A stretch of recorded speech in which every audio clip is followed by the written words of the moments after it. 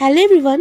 তো এই বছরের উইন্টার সিজনে প্রথম বিয়েবাড়ি থেকে আমি কী খেলাম সেটা কিন্তু তোমাদের সঙ্গে আমি শেয়ার করব। প্রথমে কিন্তু টেবিলে একটা করে জলের বোতল দিয়ে দিয়েছে, তারপর কিন্তু স্টিম রাইস আর ডাল পড়ে গেছে পাতে, আর তার সঙ্গে কুমড়ি। এই কম্বিনেশনটা কার ভালো লাগে না, মানে তারা আমাকে কমেন্ট করে একটু বলো তো যে তোমাদের এই কম্বিনেশনটা ভালো লাগে না। তারপর কিন্তু আমার কিন্তু ভীষণ ভালো লাগে মানে এই কম্বিনেশনটা। তারপর চানা দিয়ে একটা মাছের মাথা দিয়ে একটা তরকারি বানিয়েছে, সেটাও খুব ভালো হয়েছে খেতে। তারপর ট্যাংরা মাছের ঝোল, আর ট্যাংরা মাছ শীতের দিনে একটা ফেমাস মাছ, মানে এটা খুব প্রিয় সবারই মোটামুটি। তারপর কিন্তু পাতে দিয়ে দিয়েছিল কাতলা মাছ, আর যা সর্ষে দিয়ে বানিয়েছিল খেতে কিছুটা মিষ্টি মিষ্টি লাগছিল, অন্যরকম একটা টেস্ট ছিল। তারপর পাঁপড় দিয়ে দিয়েছিল।